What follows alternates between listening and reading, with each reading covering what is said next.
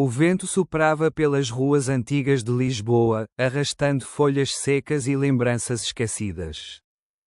Clara, uma jovem de apenas 22 anos, caminhava com passos apressados em direção à pequena livraria da Rua Garrett, onde trabalhava havia 6 meses.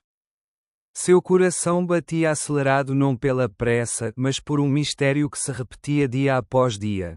Sempre às quartas-feiras, um homem mais velho entrava na loja, escolhia livros com calma e se sentava em um canto próximo à janela, como se o tempo não tivesse pressa alguma. Ele parecia carregar consigo o peso de muitas vidas.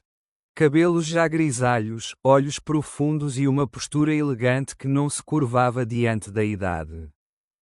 Vestia-se sempre com ternos bem passados, de cores discretas, como se cada detalhe fosse escolhido para manter uma dignidade quase antiga, quase de outro século. Clara não sabia exatamente porquê, mas toda vez que ele aparecia, o ambiente mudava, como se a livraria fosse palco de uma peça silenciosa e ele fosse o protagonista. Naquele dia, ao abrir a porta e sentir o aroma de papel e café, Clara viu-o novamente. O coração dela disparou. Bom dia, Sr. Augusto, cumprimentou-o, quase sem perceber que o chamava pelo nome. Ele ergueu os olhos do jornal que folheava e sorriu, um sorriso leve, mas cheio de uma sabedoria que fazia Clara estremecer. Bom dia, menina Clara. Sua voz era grave, firme, mas havia nela uma ternura inesperada. Como está hoje? Bem, respondeu Clara, tentando controlar a cor que subia às bochechas, um pouco cansada, mas nada que um bom livro não cure. Augusto riu baixinho, fechando o jornal e apoiando-o na mesa. Ah, se todos tivessem essa receita para a vida! Talvez o mundo fosse um lugar menos apressado. Clara sorriu, ajustando os óculos que usava apenas para ler, mesmo quando não precisava deles. Era um gesto nervoso, uma desculpa para ocupar as mãos quando não sabia o que dizer. Nos dias seguintes, aquele diálogo simples se repetiu de diferentes formas. Sempre que ele vinha, conversavam um pouco mais. No início, eram frases soltas sobre livros, poesia ou o clima. Mas, com o tempo, Clara passou a descobrir detalhes do passado de Augusto. Ele fora professor de literatura em Coimbra, escrevera alguns ensaios pouco conhecidos, viajara pela Europa ainda jovem, mas voltara para Portugal depois de perder a esposa. Ela o ouvia com atenção, como se cada palavra fosse uma chave para um segredo escondido. A vida é feita de capítulos, disse ele certa vez, olhando para fora da janela da livraria. Uns são curtos, outros se arrastam por páginas demais. Mas todos, cedo ou tarde, chegam ao fim. E o senhor, em que capítulo está agora? Perguntou Clara, surpresa com a própria ousadia. Augusto permaneceu em silêncio por um instante, depois sorriu com melancolia. Talvez no último, mas isso não me assusta. Já aprendi que alguns finais são, na verdade, começos disfarçados. Essas palavras ficaram ecoando dentro dela durante dias. Clara nunca havia se apaixonado de verdade. Namoros passageiros, risadas vazias, nada que tivesse marcado sua alma. Com Augusto, era diferente. Cada gesto parecia carregar uma intensidade que a deixava sem ar. Certa tarde chuvosa, a livraria estava quase vazia. Clara organizava as prateleiras quando ouviu a porta se abrir. Augusto entrou, tirando o chapéu molhado e cumprimentando-a com um sorriso sereno. Que tempestade, comentou ele, sacudindo gotas de água do casaco. O senhor vai acabar resfriado andando assim sem guarda-chuva, disse Clara, aproximando-se para ajudá-lo. Ah, menina, respondeu Augusto, divertido. Já enfrentei tempestades muito piores. Ela riu, mas notou que suas mãos tremiam quando lhe entregou uma toalha. Por um instante, os dedos se tocaram, e o mundo pareceu parar. Clara desviou o olhar, sentindo as bochechas arderem. Obrigado, Clara. Ele disse seu nome lentamente, como se saboreasse cada sílaba. Naquele momento, ela teve certeza, não era apenas admiração. Era amor. Augusto ficou em silêncio, como se lutasse contra algo dentro de si. Seus olhos carregavam uma mistura de prudência e desejo. Por fim, suspirou profundamente, deixando escapar um sorriso resignado. Então, Clara, que seja. O coração dela disparou. Sem pensar, aproximou-se um pouco mais.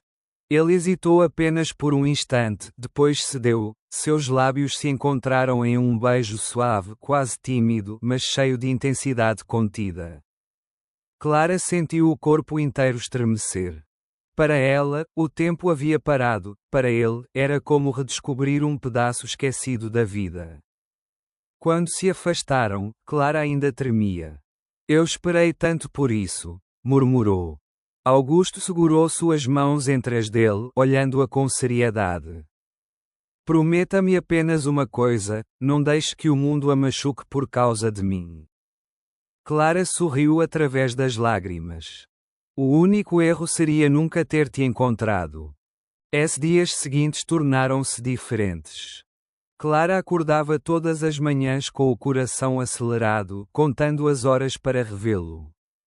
Na livraria, cada olhar trocado, cada gesto simples carregava um sentido secreto, invisível aos outros clientes. Certa tarde, quando o movimento diminuiu, Clara arriscou. Augusto, aceitaria tomar um café comigo depois do expediente?